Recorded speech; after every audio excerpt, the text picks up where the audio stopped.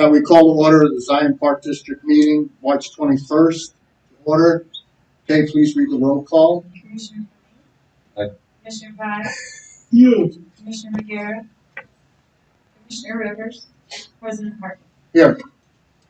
All right. If I could ask everybody to stand for the Pledge of Allegiance. Pledge of Allegiance to the flag of the United States of America, one nation, under God, liberty and justice. Thank you. Okay. I will entertain a motion for approval of the minutes.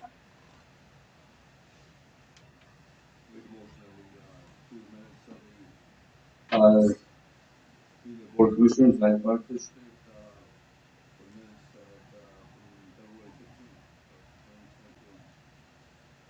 for minutes I have a second. Kate, please read the roll call. Commissioner Pye. Aye. President Harden. Aye. All right. I'd like to welcome the guests. Any comments? Okay. All right. Any approval or additions or deletions from the agenda? Nope, no changes. All right. I will entertain a motion to approve the agenda. Have a second? Second. Have a second. Kate, please read the roll call. Commissioner Aye. Commissioner Pye. President Harden. Aye. All right. Any commissioners' comments? Go ahead, Jeff. About the last 3 days, I went in the room. That was clean, the equipment is nice. Downstairs is clean, good staff, and planning for life. I enjoy downstairs. And I got a comment. If anybody wants to watch somebody work out, watch this guy work out. I mean, he's literally an animal. He really is. He gets in there and doesn't stop. And, I went to worked out with him in a few places and don't even talk to him until he's done working out. I mean, that's how hard he hits it. So, good job, Jess. Hey, do you have anything? No, I'm good. All right. Okay, anything from the attorney, sir? No. Okay. All right, I will make a motion that we approve the treasurer's report.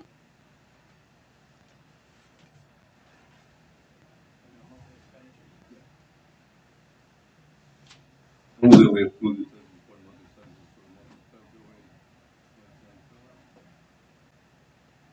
2025. The amount. The total is And the total amount of $244,217. have a second? Have a second. Kate, please read the roll call. Commissioner Pye. President Harden. Aye. All right. Eric, the executive report. Yeah, just 3 quick points here before we get into a long agenda and a couple presentations. We hosted the Black History program. I should say in partnership with Zion Benton Township High School District 126. It was actually, held at the auditorium there. It was the 34th annual Black History program, and we had over 500 people, probably almost 550 people in attendance. And it was, just a great performance of singing and dancing and poetry. There were 16 different performers in all, and David Osborne really takes the lead on that program and does an outstanding job putting that program together, every year. Also wanted to mention real quick that if you noticed in the executive director's report, downstairs at our Sports Arena Fitness Studio, February was the first month where we ever eclipsed 10,000 visits for a month. So, real proud of the rec staff, Kay and Lance and Trey and all the other individuals that are downstairs creating a good environment. I mean, obviously you got Rich's crew that's very important in keeping it clean and sanitary so people have a good experience when they're down there, but just really good to see, the increased activity and to actually eclipse 10,000 visits in the month is really awesome. 10,000 visits in a month. 10,000 visits in the month, yeah, which is the first time ever. So the numbers just Wow. continue to be great. And then the last thing I wanted to mention was on Saturday, March 30th at 9 o'clock, we'll be hosting the Easter egg hunt. So there's a flyer in the packet. I'm sure we'll have a great turnout, and it always goes really fast. Hopefully we have good weather. That's the main thing. So yeah, it's always hit or miss on the weather, but it's always a great morning. One question on, talk about the facility downstairs. Just push guys came out with the Black History. Yeah. Function. Do we do anything with these silver sneakers program? That's funny I that. wonder if that came up. Yeah, no, it's come up many times. Actually, Kay and I probably discussed it just the other day because it does come up from time to time. And the Silver Sneakers program we do not do, and the reason that we don't do it is because a couple reasons actually. The billing, and I'll let Kay add in on this if she has additional thought. But the billing is such an administrative difficulty to bill, both back to I think it's like Medicare or something like that, and you have to track. You have to track people's visits. So in theory, then every time one of those participants has a visit, we have to track it and then we bill that back to Medicare. And then we're waiting multiple months to get the money back. And we feel like we do have a good option at Herman Park because senior citizens can work out for free, zero cost, at Herman Park 5 days a week between the hours of 8 and noon. Okay? Yeah, 8 to noon. So those are really the. Walking sports arena. Yeah. So we feel like we do offer good amenities and availability for seniors to use our facilities at a free rate or significantly discounted, and that's why we don't participate in Silver sneakers only for when they attend. So you could come once in a month, and then I would have to go to state for that. And the reason I asked, it came up during that meeting.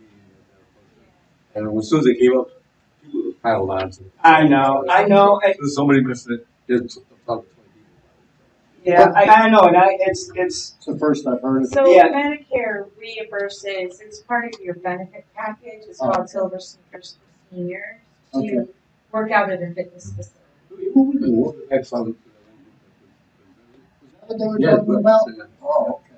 And so administrative wise, you have to have somebody that's in charge of billing the state, making sure you get reimbursed for it. They only reimburse for the days that they actually attend, and there's a minimum amount Okay. that they can, or a maximum amount they can attend. It's not a whole month, so they don't get to come every day of the week, and you get to bill 30 days. Oh, okay.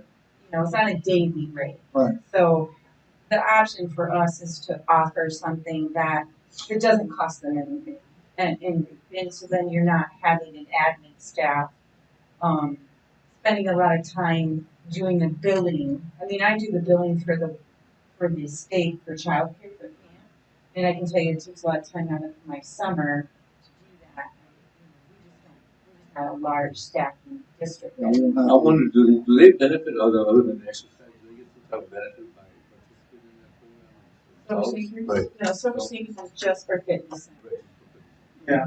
Actually, I was over at Herman Park a couple times, and there were a bunch of students coming out, and they really enjoyed it. They really had And a I do nice. think you have to qualify. I mean, I haven't looked into that part of it, but I think you have to qualify with the state. So you have to register with them, and just like we do for the child care reimbursement, you have to be registered. check Which it out. is fine. It's just very cumbersome, and we feel that we can offer something for them that is just as comfortable, if not better. Well, at least I know when they Yeah, talk to me, right. like exactly what's wrong with Oh, And you can Google Silver Sneakers. And I did. whatever. I actually have gone on deeper into this, and I know that you actually don't apply with them. There's no agency budget, Right. and they run about 4 different programs. So I have gone a little deeper into that. I was wondering what our position was. Yeah. Just, So when I saw how deep you dive into this, I didn't realize it the brings state up a thing. discussion. Yeah, it becomes So, yeah. So now somebody forces me to know what to tell them, what options we have. yeah. Right. We have other options. Yeah, so we do have a free option for you.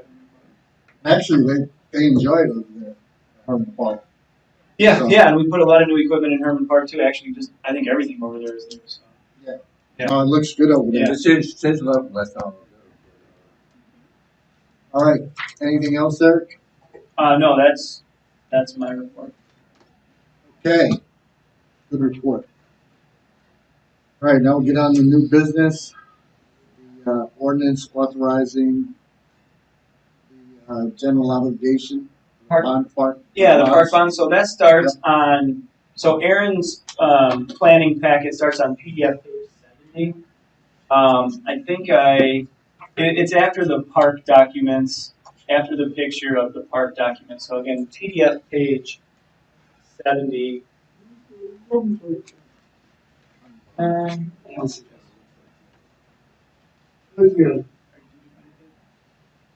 it starts with like half of the page is blue and it says Spear Financial. You got it? So this is Aaron Gold, who you all probably recognize and know. He's our municipal financial advisor from Spear, and we've been working with him and his firm for a number of years, and he does an outstanding job for us. All right. All right. Well, good evening, everyone. Yeah, thank you very much for having me here. It's to present to you the financing plan around the issuance of the district general obligation park bonds alternate revenue source series 2024. Going to skip on to page 3, the following entitled Park District Financing Alternatives. So we're going to talk about what an alternate revenue source bond is.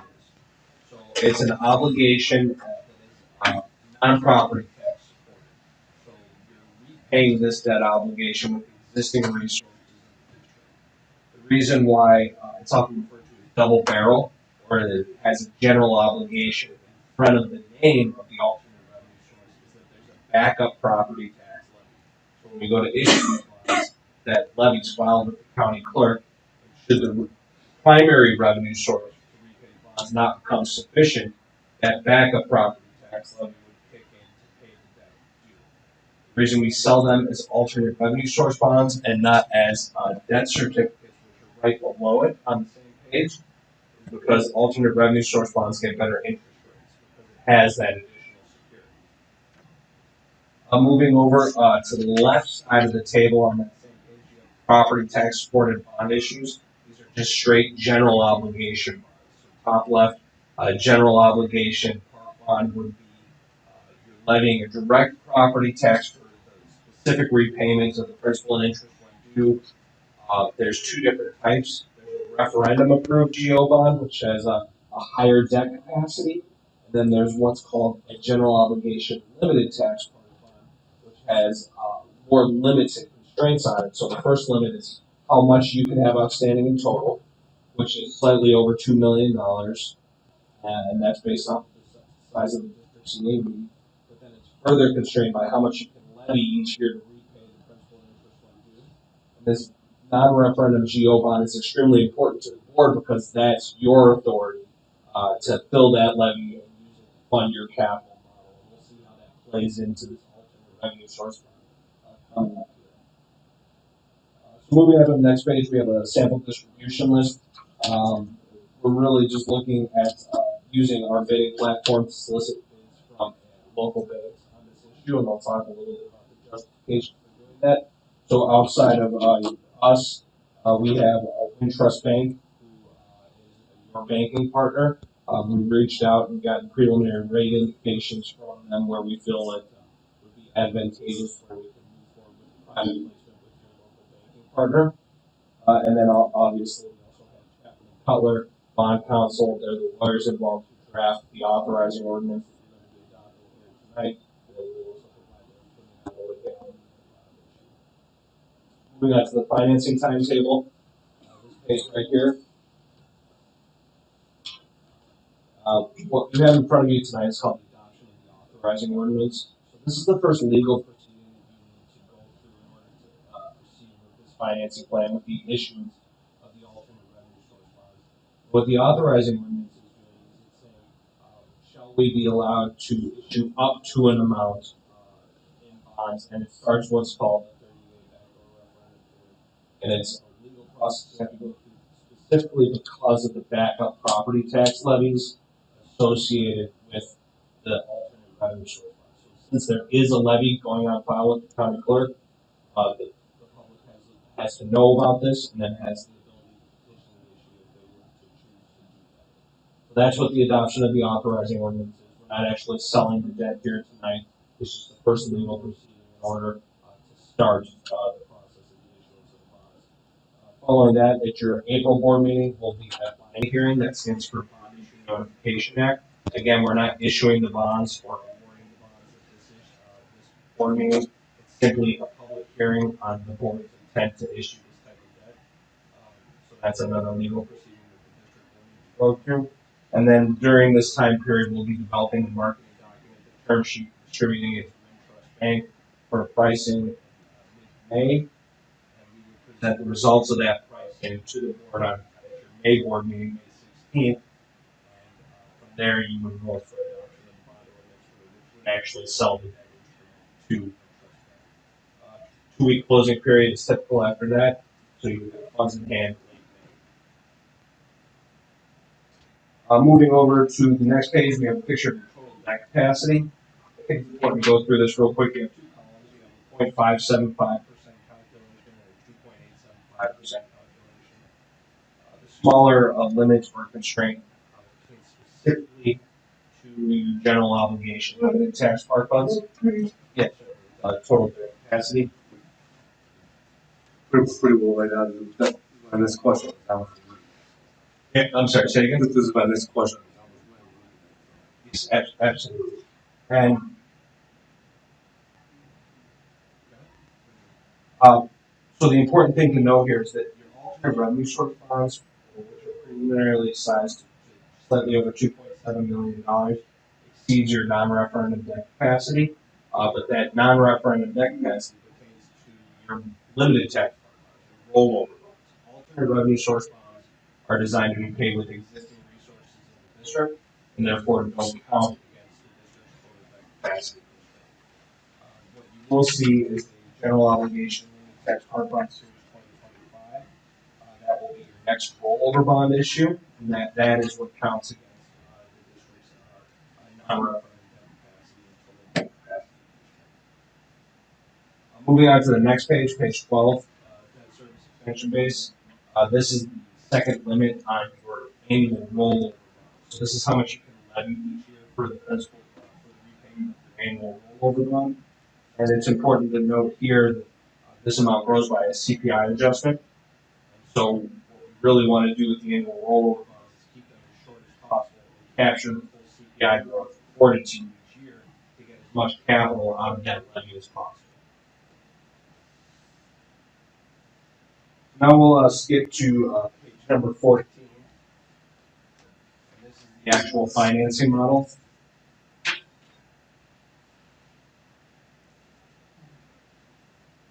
And what we're looking at with your Series 2024 issue is we anticipate closing in late May. We're trying to keep this issue as short as possible.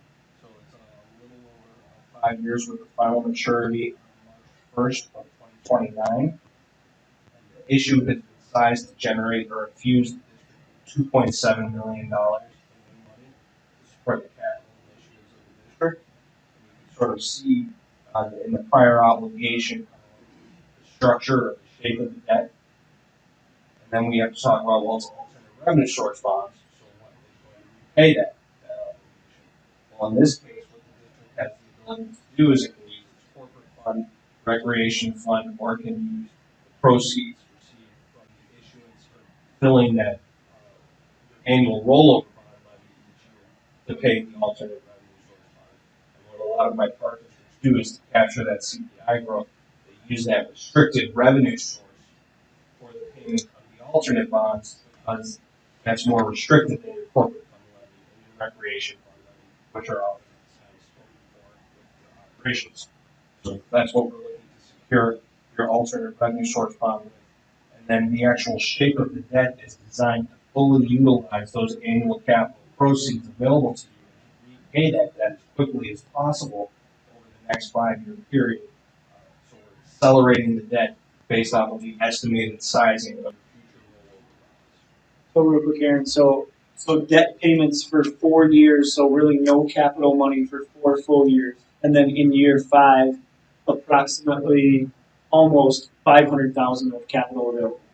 Absolutely, yeah. So that last year, you'll notice that service payments are smaller than the subsequent years because we're accelerating the debt service.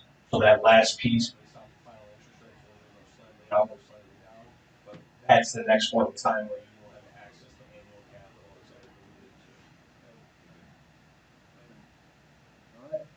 alluded to. Then, so moving on to the next page, you have a sample debt service schedule based off of the preliminary interest rates that Trust provided. And then a very basic cost of issuance and allocations of proceeds schedule, showing $2.749 million. For $2.7 million after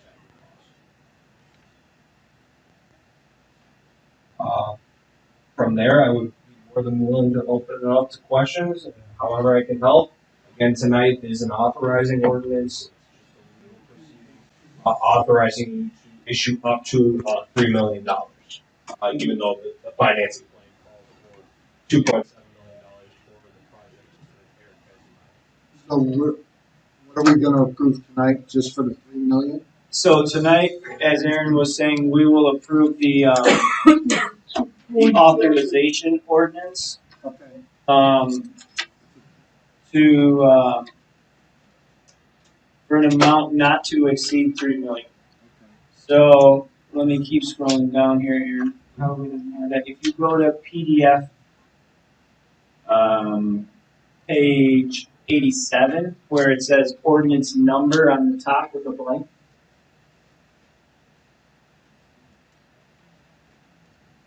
The ordinance number.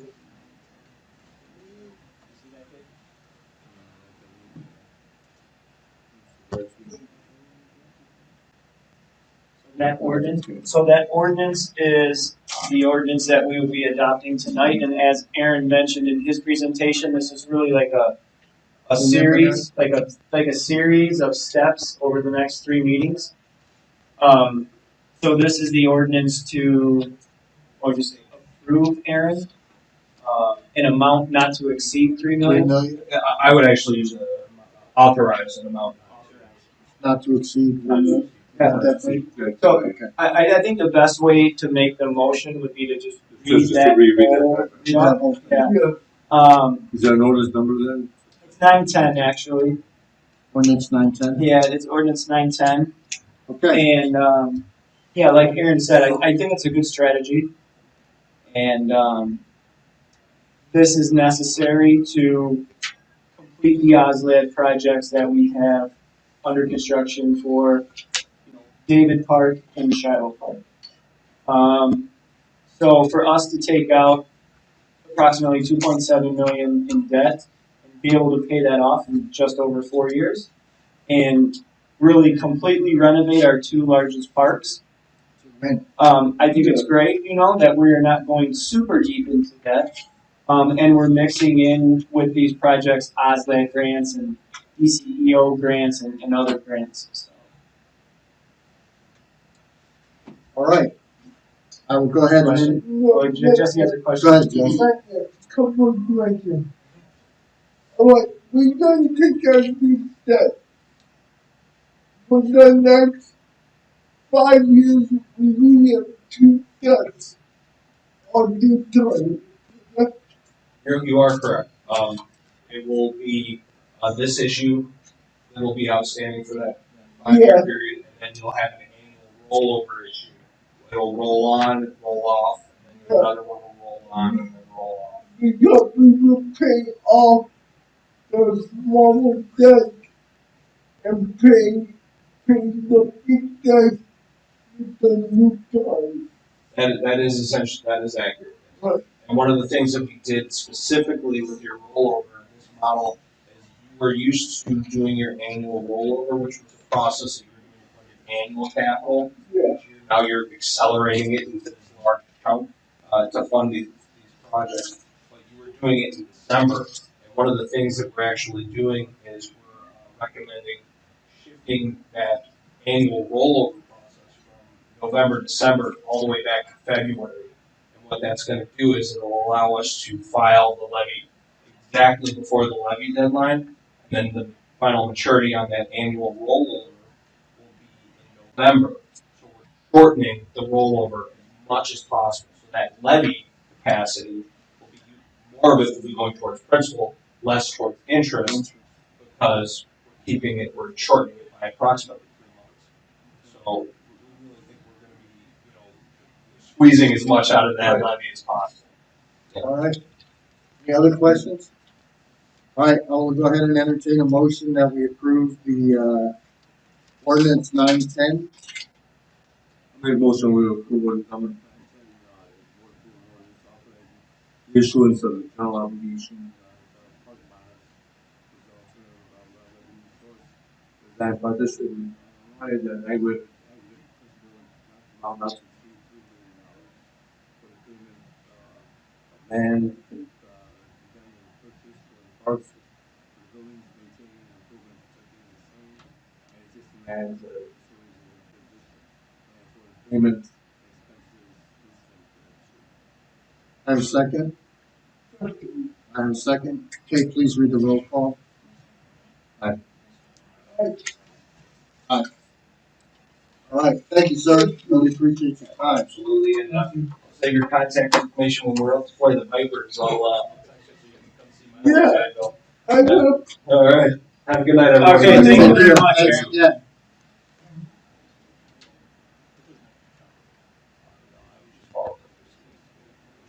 Yeah. Yeah. Yeah. Okay. Thank you. Good night, everyone. All right, you Take too. care. Be safe. One more call. Yeah, absolutely. See ya. All right, the David Park bid. Yeah. So, have some different information, or not different information, but just some information in front of you here. One of the things. So one of the things is a summary sheet that looks like this. The bid opening was Monday, so we didn't have these numbers in the packet went out Friday. So I've printed here the summary of the bids in relation to the opening on Monday. They've also, that one's small, Dave. Do you have this one in front of you? It looks more like an Excel spreadsheet that we grab. You know what? I think there's one. It was the same one I got, though. Yeah, Do you have it, Justin? Yes. okay. So, as I said, Hitchcock Design Group has been helping us throughout this process and creating the master plan and coordinating the bids, and just our partner in working through the David Park OSLAB project. So when we opened bids on Monday, we received actually 2 different bidders. And so again, the results are summarized here. We received a bid from Landworks and we received a bid from Bowler Construction. And again, you can see it was broken out into the 2 base bids, which were the largest parts of the work, so site improvements and then the parking lot and the parking lot lighting. And then we had some alternates as well that we had bid out for soccer field under drains, soccer field irrigation, a deduct of soccer field grading, and then adding an additional basketball court, and then adding a trellis with a swing bench. And the reason we break out those alternates is just in case the base bids are too high, we're kind of chunking out the project and saying, okay, if the base bids are too high, we will not accept these alternates, and we'll have to leave those out of the project, right? So it kind of gives us some flexibility in controlling, how much the total is going to be. In the event that the total does not come in line with our estimation, our cost estimation. So Landworks, again, submitted a bid. We're familiar with them because they're currently working on Shiloh Park on our OSLAG grant, and they also completed the Edina Trail work for us. They completed a bid, and everything was in line with their bid as far as filling out all the schedules, providing the necessary references, which we called, to prove that they're a capable and responsible bidder. And their numbers came in line with our estimations, and that was really good to see. So the second one that we got was Bowler Construction, and as you can see, their bid effectively left off some information that was required in the bid packet. One of the things that was important that they did not submit was their statement of values. And so that statement is really the detail in their large numbers. So they will come through. So they essentially, when they submitted, they just submitted these numbers here that you have in front of you. So, for example, 1,583,800. Well, there are supplementary schedules that will required or are required in the bid to detail out exactly how they got to the 1.583. So they had left those out, which honestly, that in itself right there is allows for disqualification of bid or kind of warrants disqualification. And then the second thing was the references that they provided, really did not indicate a competency in this type of work within the last 5 years. Their references that they had provided were references more on like wastewater treatment plants and building construction. And what we were looking for was references to prove their competency in, park builds and soccer fields and courts and things like that. So we did reach out to them subsequent to the bid date, subsequent to the bid opening, and they ended up providing, the statement of values, and they ended up providing us with some additional references that were more applicable to our project. But that, again, alone, their bid was concerning to us in the way that it was submitted. And so you can see this letter here that's written from Hitchcock Design Group, where Lacey Lawrence, who is the landscape architect that we're working with, where she summarizes a lot of this information that I just talked about as far as some of the deficiencies in the bid, the process that was gone through to verify references. And then also I had conversations with our attorney in regards to how to handle the situation when, a bid effectively is submitted completely. And so ultimately, my recommendation is that Bowler's bid is effectively incomplete and should be disqualified, and recommend to approve the bid from Landworks. So approve base bid 1, base bid 2, alternate 1 and 2, and alternate 4 and 5. And then alternate 3 is a deduction of work. So I don't think we should deduct that work. I think it's necessary grading for a soccer field. We want to ensure that it drains appropriately and drains accordingly. So my recommendation, and we've all been talking about this, honestly, Rich, Kay, myself, Christine, over the last couple of days about how to handle this, because the difference, the total difference is significant. But there are concerns in the numbers and the lack of detail that was provided by Bowler concerns us to the point where, if the project starts and then we have all these change orders or things try to become shortcutted to try to make some of these numbers that honestly too, in Lacey's email, she mentioned that some of the values that they submitted when they eventually did submit the detail was the values varied significantly from some of the estimates or probable causes. Some of the probable numbers that we expected. And some of the schedules were still almost incomplete with the way that it was filled out. So our lawyer has told us that yes, that is a legal reason to disqualify a bid. And ultimately it's our decision on, accepting the bid from Landworks. Well, they're already working on projects for us already. That's it. They are, but there's legal, in Park District bidding, there's legal requirements as far as Right. had Bowler done everything correctly, It would have been a we different would be story. obligated to accept their bid. They did not complete the bid correctly and have other inconsistencies Right. in their references and things like that. Yeah. Which does allow us to then accept Landworks. Right. But Okay. just the fact that they didn't properly bid according to Yeah. I don't think we should. I actually have a understand why we got matches and try to fulfill the Yeah, I think that was our landscape architect really just doing her due diligence and ultimately saying like, well, we'll continue to dig this up for you because the number is lower, and then you can talk to your attorney on which way you want to go. I do have both bids here that were submitted sealed bids that we had opened and can show you kind of the difference in the level of detail of the schedules if you think that's helpful. I'm happy to share these if you want to see them, Dave, or so here's the bid from Landworks. Um,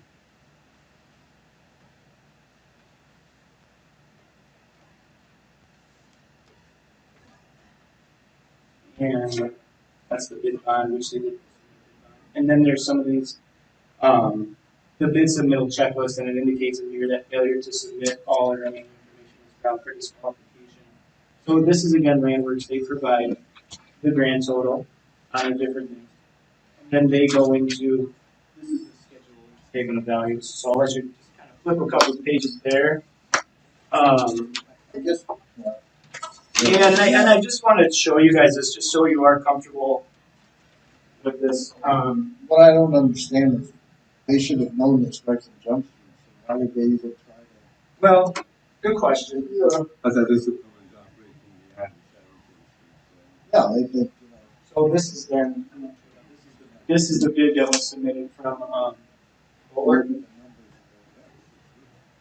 And so you can see there, Dave, like the detail pages and things. And Jess, we can pass it to you next if you want to see it. Yeah.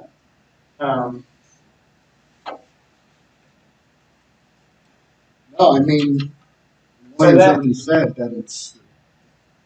Yeah, so that, really gives us enough concern to recommend the bid from Landworks. Because again, we don't want to get into this project with guessing about how much some of What's these gonna things happen should next. actually cost, even though they did submit that like a couple days later.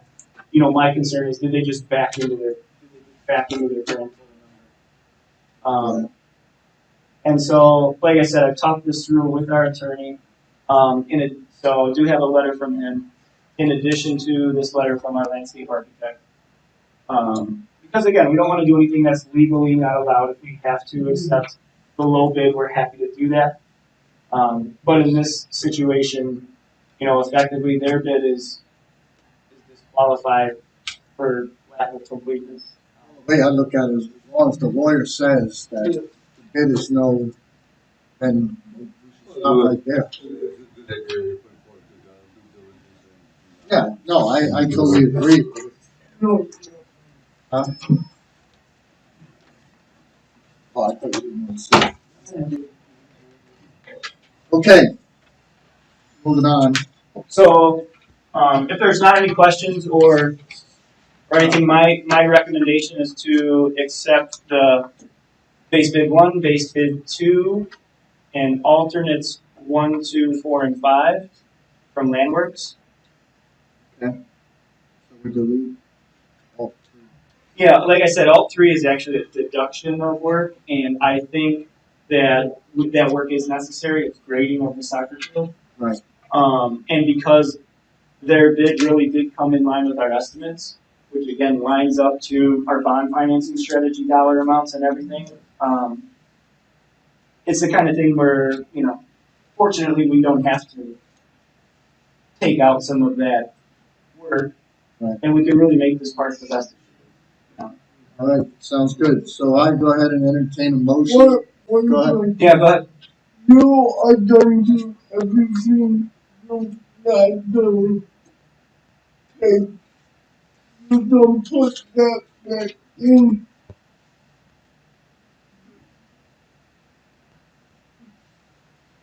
yeah, so like the different sections, Jess, that they Yeah. submitted, those different alternates with the different amounts, Yeah, I am recommending that we do that. you are Yeah. fine. Yeah, and we do have the budget lined up to do that.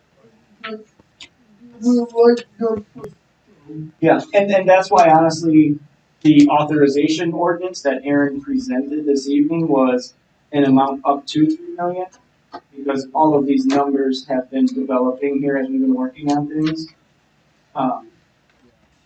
So, Alright, I was going, you got any more? Yeah. Just the $3 million, does that include the negative, it does include the negative, so the total, Dave, would be, on the first one on the top, the 3,185,000 on the top right there.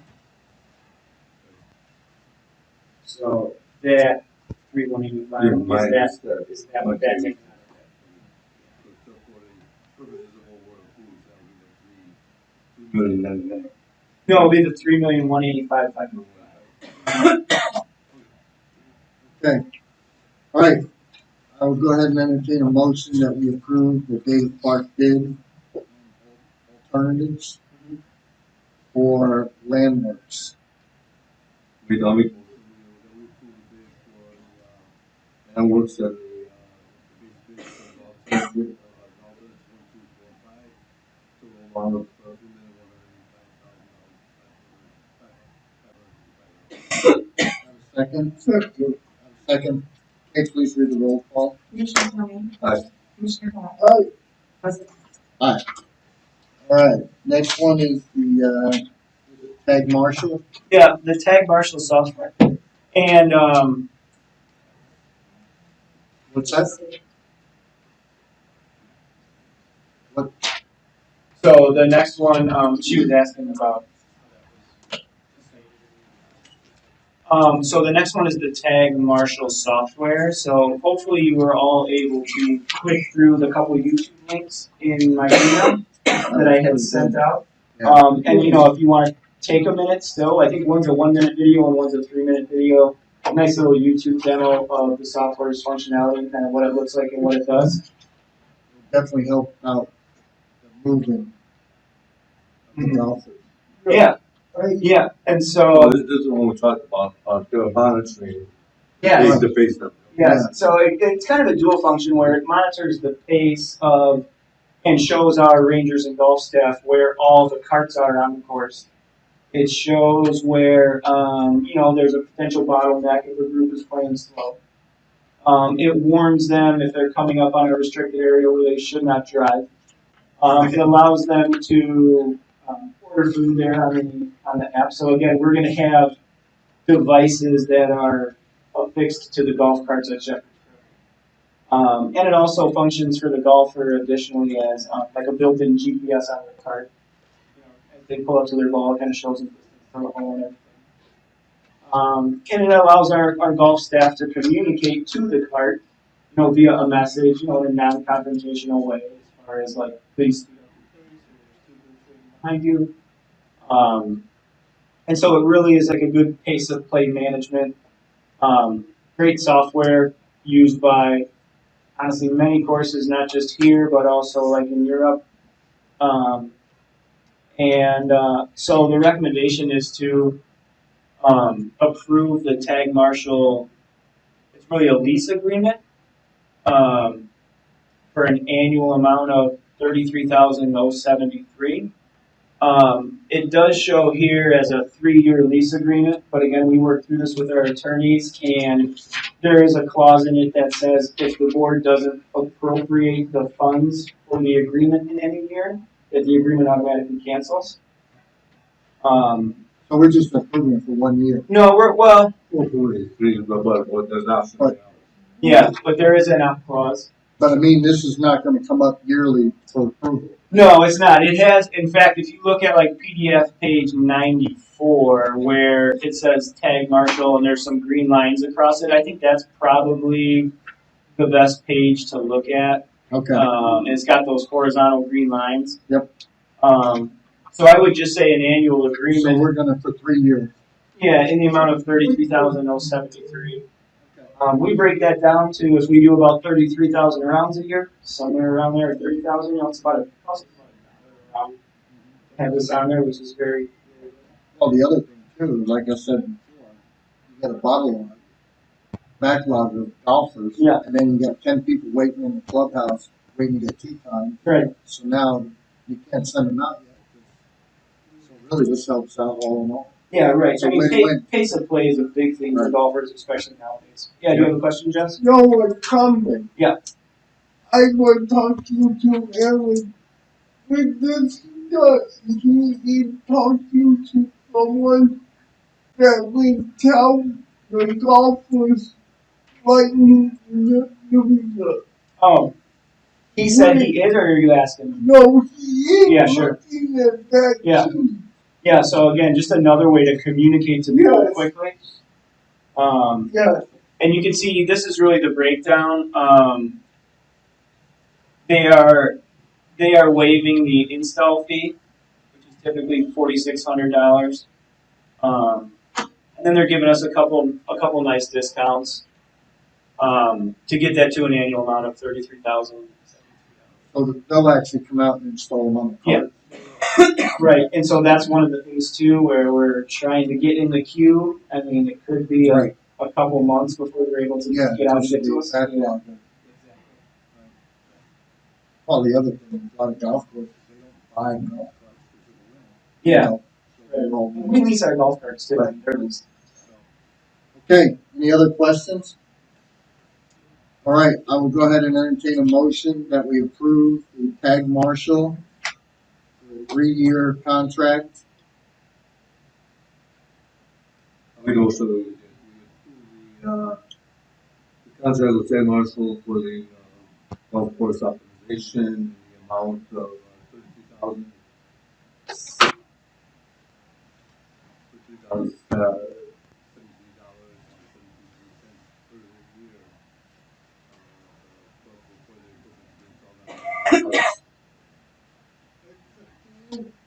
Second, okay, please read the roll call. Aye. All right. The quote for the outlet park. Yep. So this one is actually gonna have to scroll up as I'm looking at the packet here. I must have, if I try to put these in order of the agenda, but this one you're gonna have to scroll up a few pages. Sorry, it's before the bond info and after the director's report.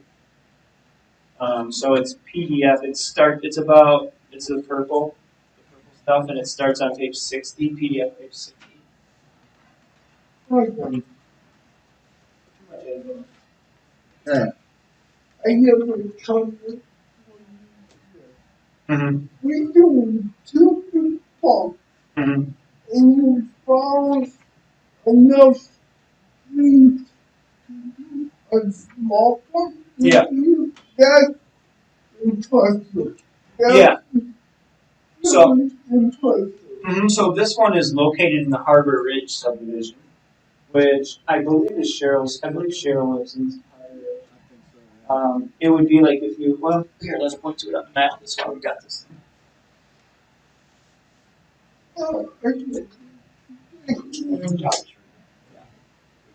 All of that is right here. It's a smaller neighborhood park. And the equipment out there is very old. It is the next one on our replacement list. You see the super tap? I know what's. Okay. And so this one we did budget. It's been in the budget.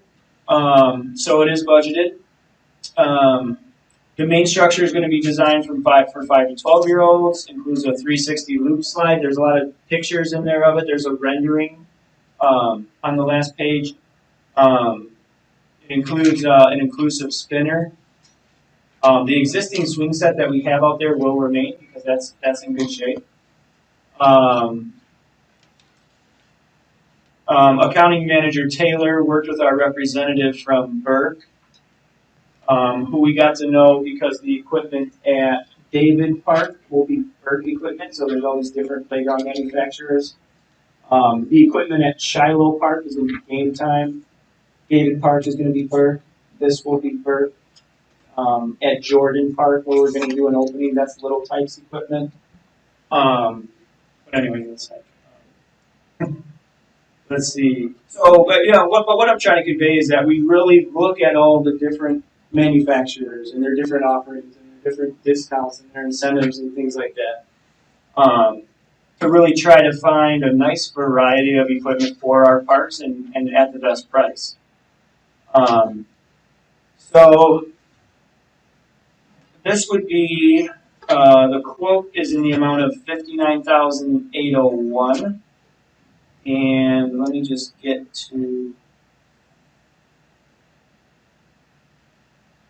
that page again. You got some of the different technical specs in the list. So you can see the breakdown, which is PDF page 67. So just walking through that. So the equipment, the total equipment price is 49,781. We got a sale discount of 13,580. 2,000 to ship it. To demolish and dispose of the existing parking equipment that's out there right now is 4,200. Rich actually reached out to one of his contact vendors that he uses, and that individual came back with the exact same price for demo and disposal of 4,200. So we thought it was just easier instead of trying to coordinate two vendors out there, coordinate timing and stuff like that, to just stay with demo and disposal with these guys. So we just have one crew that kind of comes in, takes it out, and puts it back in. And then installation cost, which is always heavy for playground equipment, is 17,400. So the grand total, really to get everything done, is 59,801. And I think the community will really love this park. There's a lot of fun equipment. It has a really good design.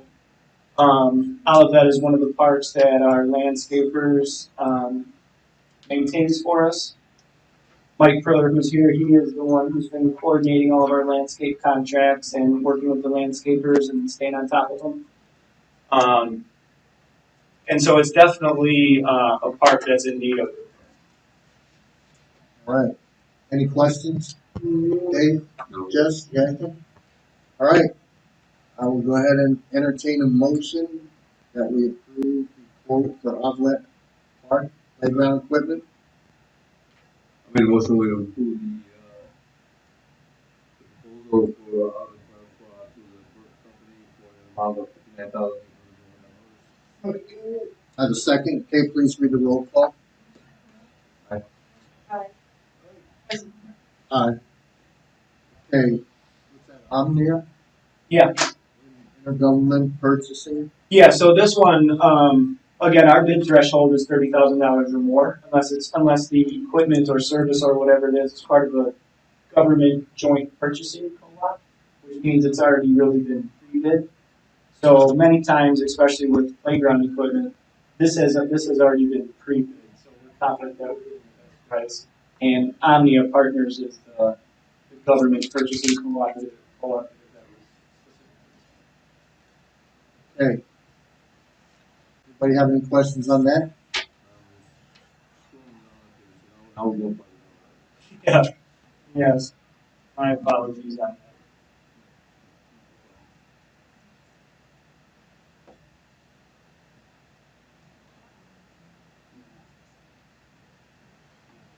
It's on. It's just written that way on Got it? Get it? Huh? Yeah. I can if you have the dollar. Okay. Are you? No, I'm reserved.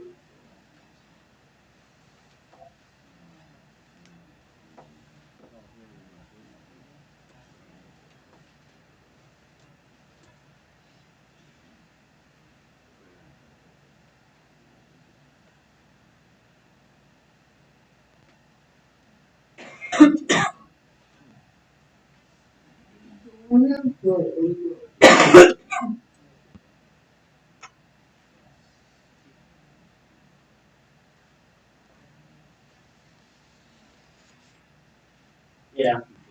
Yeah. That's where I was.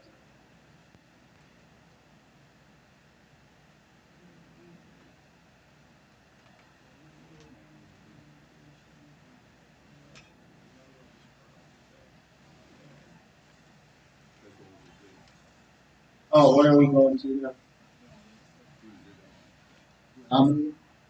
Oh no, that's that is not that's the one that the Omnia Park. We're doing the presentation. Yes. Oh, okay. Yes, All sorry. right, sorry about that. Okay, That's why I was like, hold on. Yeah, okay. okay. Yeah, so we're done. So you were. So it was kind of listed as two separate items. That's what. I think it was just how long that is written. It's just how long that was written. Oh, I see. Yeah. So we're on number We're on number 13 now. 13. Yeah. Oh, So, buddy, Yeah. Do you have a? good catch, Dave. Yep. And does everyone have the? Does everyone have the report? Actually, I think Dave gave me the receipt. wait, don't we got approved from? It's already been done. We did that. Oh, It was written 2 feet. Yeah. That was my fault. I thought it was two Yeah. separate items. So, no biggie. Alrighty. All right there, Alright. Chad, you're So up. I got these 3 packets. yeah. 2 green ones and a red one. So this is something that's in progress right now. What you have is a rough draft. So you're gonna find some kind of errors on it. Page numbers might not match. Stuff still gonna be added and removed. So I'm just gonna tell you that right up front. So the thickest one. So what this is, it's an emergency response plan of how, as a park district, as us as the park rangers, how we're gonna respond and react to whatever emergencies may come up. It's got everything from how do you turn off power, to active shooters, or mental health crisis going on. So the thick one, so the reason you have 2 separate ones is we have just so many different locations. Unique for each location. So the thick one's a universal of just breaks down what is the plan, what's it here for, what's the design. It's got internal contacts, external contacts, contractors that we normally use, names, phone numbers. They'll break down what is the crisis on them. And then a lot of it breaks down to just break down okay, medical emergency, what our general procedures and that, and it kind of goes on from there. So it's a lot there. It's still a work in progress. I kind of want to just give you a quick update of what we're working on. Since we have so many buildings, these will be designed differently, so it doesn't look the same as the other one. It's a leisure center. So then we're gonna have specific ones for each building. So if you kind of look at that, you're gonna have the maps, the layout, and where everything is. We went in, I edited the current ones, I added names for all the different rooms. Again, key external contacts, internal contacts. General ones, one specific. And then it breaks down in the back of annexes of, okay, where is the fire alarm at? Here, how do I silence it? So we even take pictures of the map of where it's at, circled, explains it, and then even says, go here. How do you, around here, how do you shut off the water? So this is stuff, Rich and his team are great at this stuff, and it's great having them. But we have a lot of property, and if I'm closer, someone else is closer, we need to handle it. What do? Oh, well, here I do this. And when there's notes in there, you'll see the water main. This is stuff I got from Rich. You know, like you shut off the water main, it doesn't shut off the fire. You know, how do you do that? How do you shut off power, gas, electricity? So that's broken down. So how often are you going to have people practice this? Well, that's something that's going to be put in because, and that's part of the long-term process with this of trying to figure that out. Because it can be broken down. Where obviously the rangers we're going to be trained very regularly. I'm thinking right now quarterly. It's kind of off my top. We'll kind of go through. Everyone's trained. Tired will go through it. And whatnot. The next location, this I'm going to change. Probably be a little smaller. We probably do the ring. It's flip loop for each location. I would like to have something like this. Phones and all. That's the same thing. What do I do for this? Or this is like emergency stuff. If somebody calls in a threats, fill up, form, fill out, how do I trace it? What am I listening for? It's not after someone did this. what did they say? I don't know. What is it? I don't know.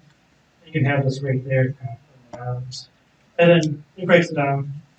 Red in the front, yellow in the middle, and the last one is green. So this is a good tool to lockdown. You know, law enforcement, emergency management agencies, fire departments, they kind of understand what this stuff means. You put this in the door green, and you can skip that one. If it's red, okay, someone's hurt. You gotta go on and help that. Yellow, they may just have an extra person, maybe short. It explains where we meet. I have a meeting house that where we can be, you know, we meet, gotta be out of the way of emergency workers. There's stuff that's so again, this is a rough draft. I just want to kind of show you that it's something we haven't had. Should have. Just working your way into. Yeah, this is a new thing. So it'll probably always be in the draft format.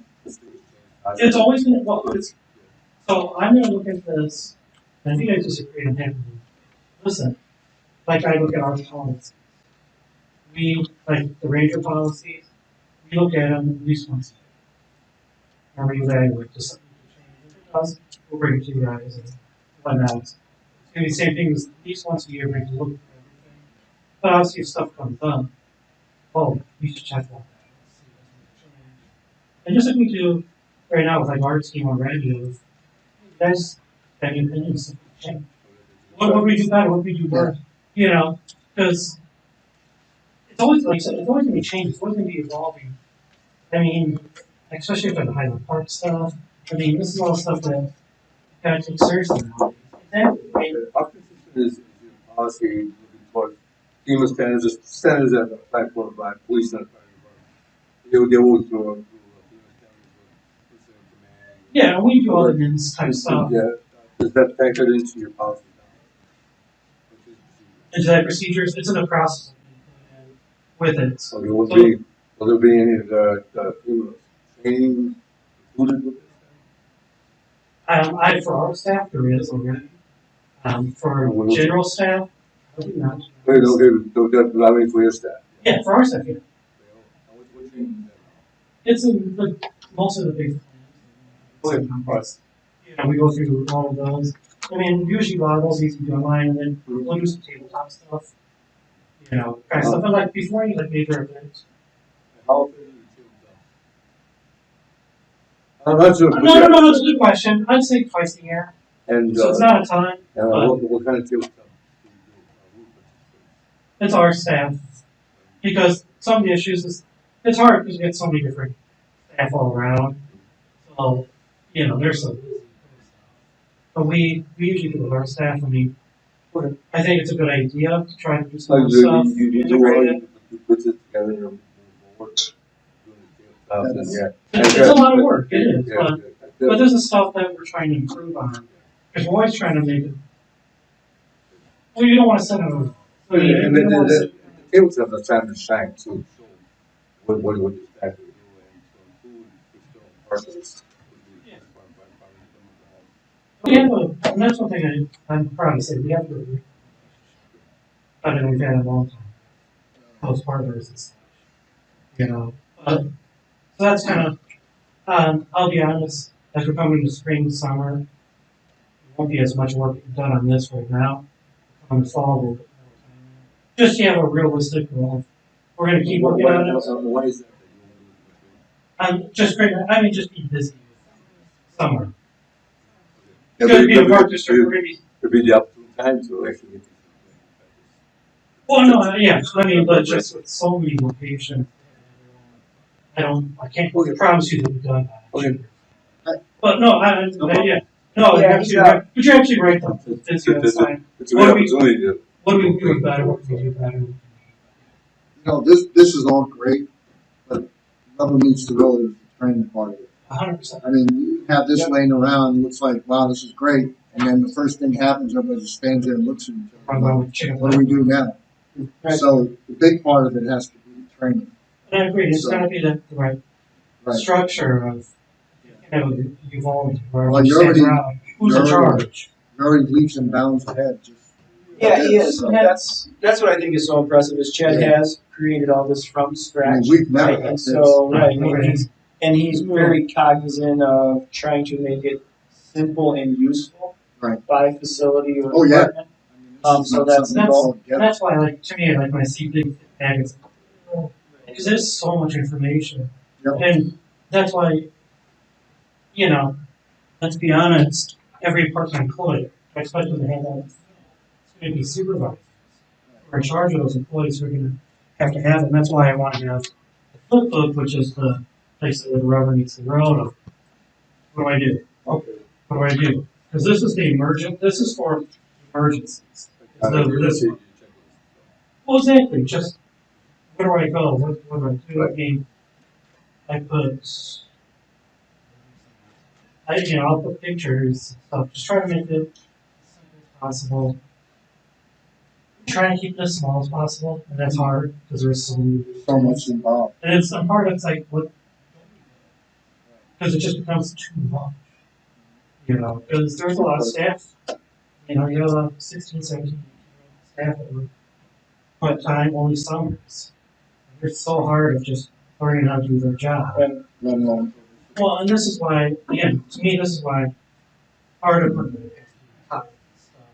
So there's always someone to call, like, I'll be through this, let's get through this. You know, Yeah, and I think the biggest thing too is the relationship that you have with Zion, well, that's, PD, and Zion Fire Department too. That's helped out. you know, We've never had before. and it doesn't hurt that. I mean, I've known so much of the guys personally from, you know, where it's kind of a little easier to make it before. So, I just want to let you know, the main report, the same, it's kind of always been. The one thing I do want to point out and just explain is like our calls for service, which seem to have higher numbers than we've had. I just want to explain that. It doesn't mean we have crimes going crazy or anything like that. It's more of how we do things. So, I got hired in December 2008.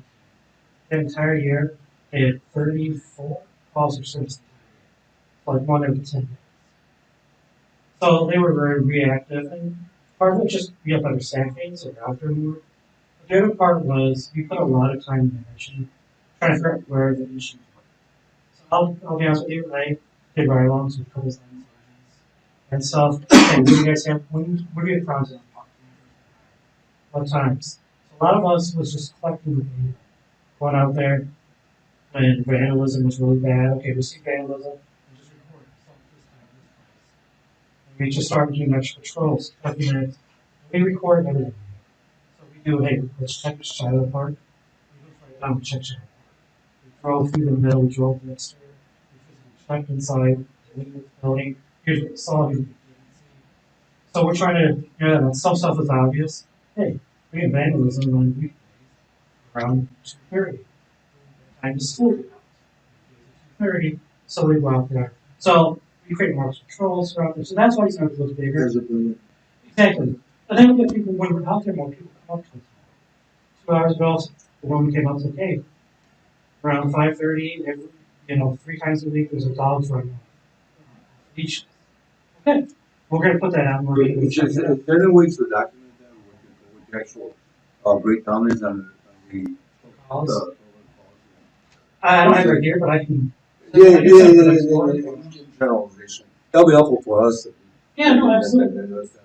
I don't doubt that. Legitimate. That's what is actually occurred at the Sure. time. No, absolutely. Is vandalism one of our biggest issues, or is kid loitering during school hours? Yeah, no, that's actually It justifies you. Well, yeah. So what I see from us here, the part of him is with him being here 5 days, he's seen more stuff, so he's more proactive and stuff. So my prediction is we'll see a little higher this year, still, as we're kind of still being more proactive. And I think after that, starting this fall and starting next year, we'll kind of level off and then just kind of have those little dips. Okay, this is not going to be something that's going to constantly. I don't see it. And I also report that you said you were, and I was certified instructor. Yes. How many of your staff are Trust me. I did that this last summer. And Are you in the process of completing your OSHA certification to navigate the system?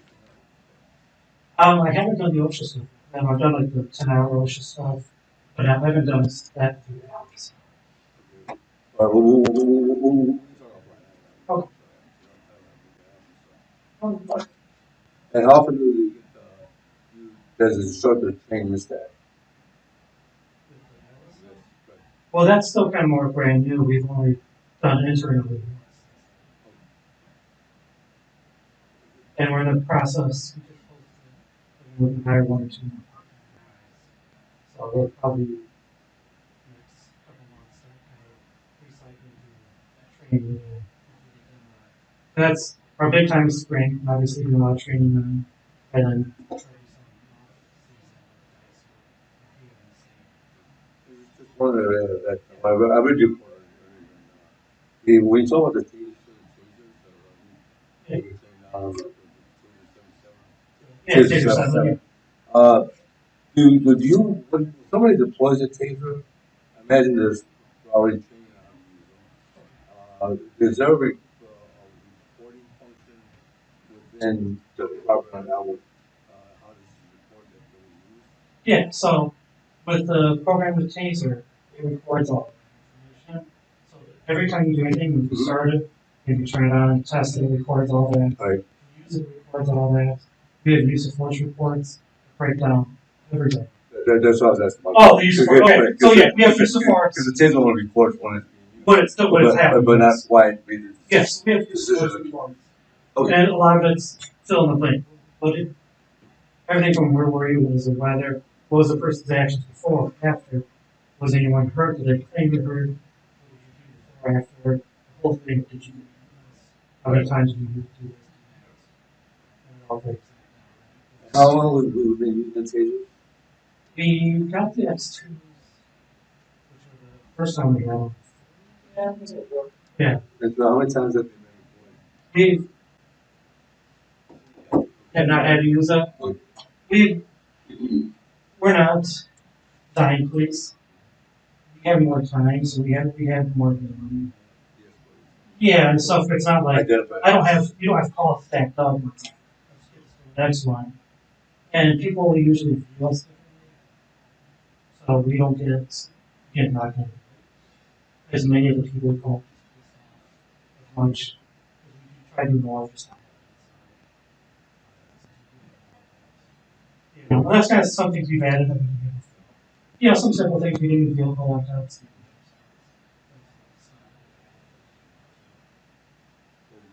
We really do it. I had to do it. Yeah, that's. And that's always going to be exact.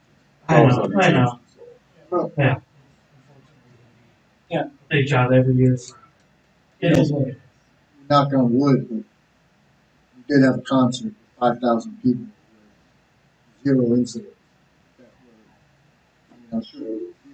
Yeah, it's also literally nothing to report. So, anything else, Dave? No. Yes. All right. So, good report. We'll just keep moving forward. I mean, this is just like Dave said. This is an endless job. And I'll keep you guys updated on this. Keep updated. Mm-hmm. So, it's like just a questionable brief. It wasn't really nothing we have to.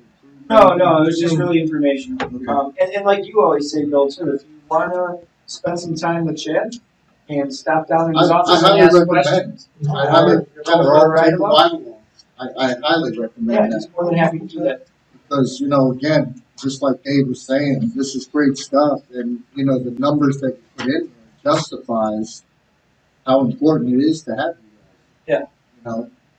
So, and then plus we have a law enforcement guy here too, who can, step up to the plate and say, And Jen and I sat down and talked to him. And we'll probably do it again too. No, I want all the board members to be together, ride along with you, sit down, go over stuff with you, so they have a big understanding of what's really going on. And, even getting a lot right along, because then it appreciates what you guys really do out there, and not just fit at the gym and watch the cameras. Right. I mean, there's a lot more to it than that.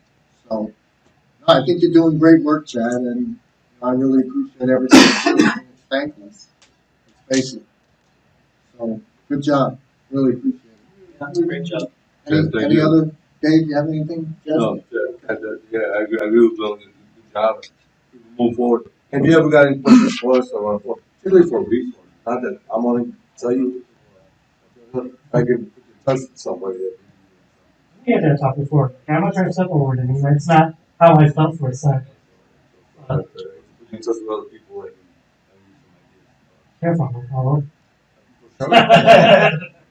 I do Yes. have my weekly wonder. Yeah, I highly recommend it. Absolutely, you're welcome. I think Jess should get a lot out of it You too. can let me know that, or you can just show up and we can make it work. Not a big deal. All right. Next is the approval of the lease agreement for the maintenance building. Right, so, Finally got around. yeah, agenda item number 14. I'll give everyone a second. This one was backdated. I think it was like.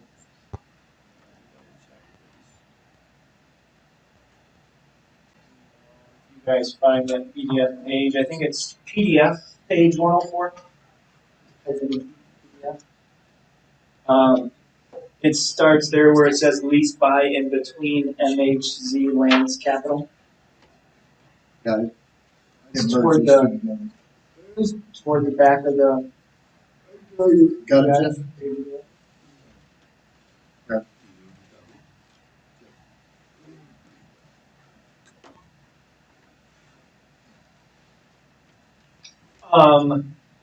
So let me get back here.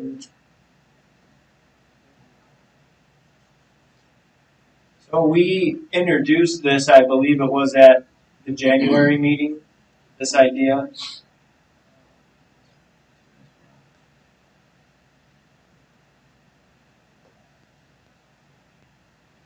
So this is a 4-year lease agreement for 12,483 square feet of space at 3401 20th Street, which will allow us to consolidate again the various satellite garages that Rich and Mike and the crew have been operating out of.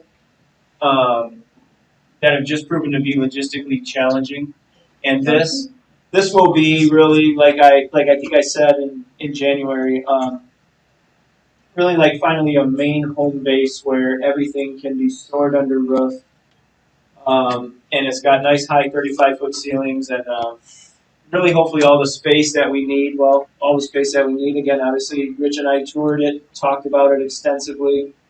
To rent this space because this will then time up with the length of the bond issue that we have, approximately 4 years. This will give us flexibility if we needed to extend to a fifth, or maybe we can begin construction on the maintenance building during this time, depending on cash flows and how much fund balance we can build back up.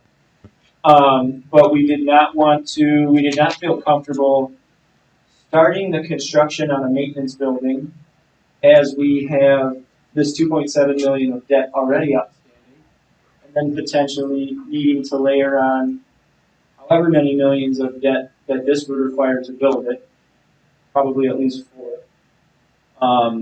So that's why we'd like to rent this space for the 4 years while we pay off the 4-year bonds for the Aslan project, both projects. And so that's really the rationale behind all of this. It completely will get us out of Hebron, where again, we're out of there now, but there could be a truck or some equipment that the guys might just walk in to grab and get out before they go out on their responsibility for the day. We will eventually, and we put that in our budget in the construction fund that we reviewed last week to demolish Hebron Garage, ultimately. Jesse had brought up at the budget meeting the potential to see if the fire department, Chief Justin Street, see if the fire department wanted to use it as a training exercise to burn it down. So when we get to that phase, we'll definitely have conversations with the fire department. The police department has approached us about using the yard and some of that property as potentially like an impound yard. So we may be able to come up with an intergovernmental agreement between the opponents on it. But we do really like this building and think it will be a good asset here in the short term for our maintenance people to operate out of. And it's in a nice area too. It's in in the a- back there. Yes, it's in a good area. Outside, I don't know. Yep.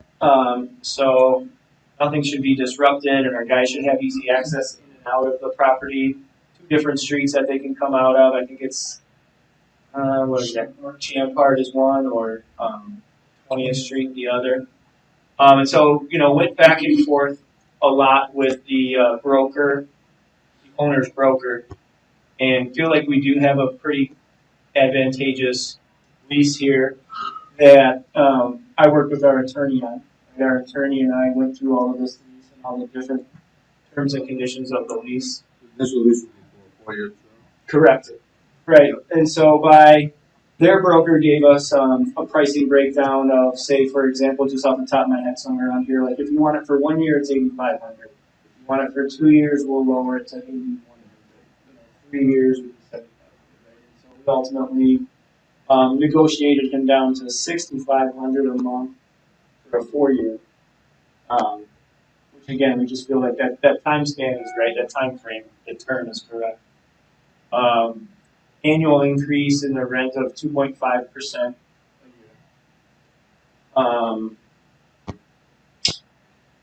year. And to reduce the amount even more from when we had talked to them, the lease also is a fully gross lease, which means it includes all of the utilities. We don't have to pay for gas, electric, water, anything like that. We will have to pay for, if we want to put a dumpster out there, then we'll have to pay for the dumpster, but we won't have to pay any utilities. We did negotiate with him as well, this kind of clause number 4 in there about snow removal. Because he said, oh yeah, I can plow it for you and everything like that. And we thought, well, what if we did the plowing? Because we have all the equipment. So, and then I think he ended up taking off something like $400 or $300 or $400 a month if we use snow removal. That's good. Yeah. So, I mean, almost, yeah, in a winter like this year, for sure. Right. So the snow removal on the property is just a little condition in there. That's it. I don't know if there's any questions on the lease or on the logic. Anybody have anything? Hey, you got anything? Justin? So logic. Yeah. You were saying you can try saying money for the Well, yeah, that'll definitely be the goal, to see how much money that we can continue to put away in the construction fund. After we get through these park builds, we're kind of going to be starting, not quite near zero, but we're going to dwindle our reserve in the construction fund significantly. to be like on your mayor or your mayor. No. Or what? You build the construction. My guess is realistically probably 4 years. Then there's a couple different things that are that will affect that as well, right? So we were allocated from the state of Illinois DCEO the $897,000 a year annually as part of that nuclear funding. So if we could get through that process and actually get that money to come to us, we could probably carve off potentially 75% of that amount or so, and say that in the construction fund, which would give us a real shot in the arm to be able to build a good balance in the construction fund, to be able to build a maintenance building. This is definitely our next highest priority, and was identified in our strategic plan when we put it together a few years ago. Yeah. But as far as, it's hard to say right now just how much we'll be able to put into the construction fund annually. Because like Aaron Gold had presented, the capital money that we have been putting into the construction fund is going to be utilized in the next 4 years to pay off the larger bond. So it's going to be a function of kind of what we can scrape off of budgets and things like that, and really just kind of save and side to side. So it's not going to be super significant, right? But the good news is we'll go into year 4, hopefully, again, in the zero debt position. Yeah. Year 4, 4.5. Yeah. So the building of the maintenance building, probably not for 4 years. We are finishing up the process with the architect because we have good momentum going on the drawings, so hopefully we'll get like the architectural plan, in the can and ready to go, and then we can get some good realistic cost estimates on what we can do. No, this is a long time coming. Yeah. This is definitely a long time coming. Any other questions? Any questions for me or questions for Rich too? I mean, Any other thing? All right, I will go ahead and entertain a motion that we approve the lease agreement for the maintenance building. I'll make the motion. We agree to this agreement between MH Lance Capital LLC and Zach Partnerships to be entered to lease the property at 3401 North 20th Street for a roughly around $6,500.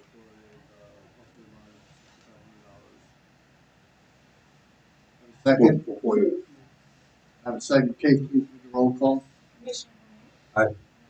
Rea? President All right, so we want to go into executive session or? yeah. Really. All right. Okay, I will go ahead and entertain a motion that we go into executive session. Thank you, Rich. Thanks, Chad. Thanks, guys. Check. Yeah.